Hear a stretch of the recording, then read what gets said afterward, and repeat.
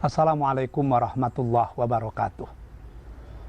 Alhamdulillahilladzi arsala rasulahu bil huda wa dinil haqq liyuzhirahu 'alad dini kullih walau karihal musyrikun. Asyhadu an la ilaha illallah wa asyhadu anna Muhammadan abduhu wa rasuluh la nabiyya ba'dah. Allahumma shalli ala Muhammad wa ala ali Muhammad. Kaum muslimin dan muslimat, para pencinta tafsir tanwir yang dirahmati Allah. Kita teruskan pengajian kita yang sudah kita laksanakan pada Sabtu yang lalu.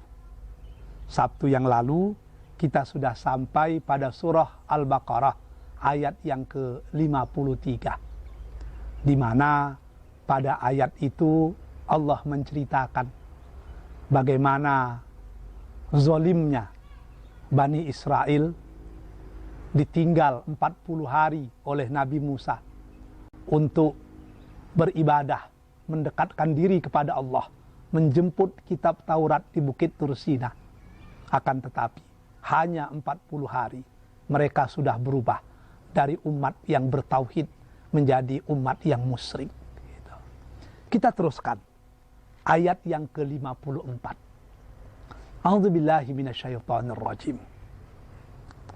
Wa idza qala Musa, dan ingatlah ketika Musa berkata liqaumihi, kepada kaumnya, ya qaumi, wahai kaumku, innakum zalamtum anfusakum, sesungguhnya kamu sudah bersifat zalim terhadap dirimu sendiri, bittihadzikumul ijl, dengan mengambil sapi, anak sapi, patung anak sapi menjadi sembahan kamu. Fatubu ila bariikum, maka kamu mesti bertaubat kepada Tuhanmu.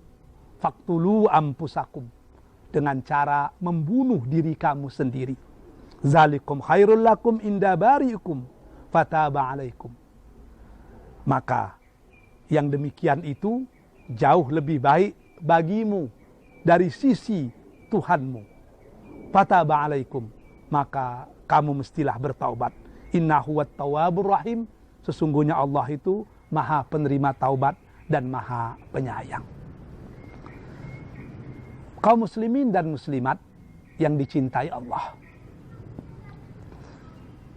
dampak dari dosa-dosa yang mereka lakukan, tentu konsekuensi logisnya mereka harus bertaubat. Tapi ternyata pertaubatan dalam agama Yahudi itu tidak semudah yang kita bayangkan. Orang yang melakukan dosa besar, berbuat syirik, menduakan Tuhan, menganggap ada Tuhan lain selain Allah, yang dalam Al-Quran dikatakan andada, wa minan nasi mayyattakhidhu min dunillahi andada, mereka ambil tandingan untuk Allah.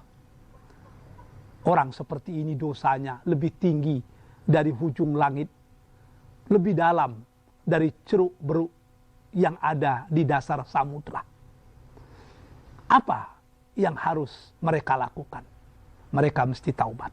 Cara bertaubatnya bagaimana? Faktulu anfusakum, membuktikan mereka betul-betul bertaubat dengan cara membunuh diri sendiri.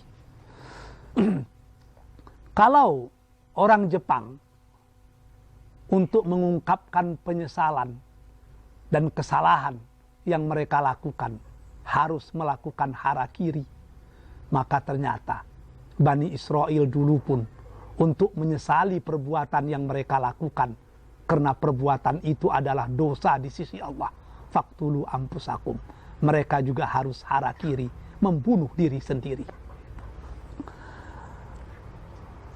Ini tentu merupakan pilihan yang sangat sulit. Tapi mau tidak mau mereka terpaksa harus melakukannya sebagai bukti pertaubatan yang mereka lakukan. Membunuh diri sendiri tentu sangat berat, tapi itulah konsekuensi logis dari dosa-dosa yang diperbuat. Berkaca dari peristiwa ini, tentu umat Islam seharusnya sangat bersyukur kepada Allah. Sebab kita umat Islam, andai kata melakukan dosa yang sangat besar seperti syirik, kita hanya disuruh taubat dan meninggalkan perbuatan syirik tadi. Tidak perlulah kita harus membunuh diri sendiri. Tapi yang paling penting adalah apapun yang terjadi pada peristiwa Bani Israel ini harus kita jadikan iktibar dalam hidup dan kehidupan kita. Fa'tabiru ya aulil absar fastabiqul khairat. Assalamualaikum warahmatullahi wabarakatuh.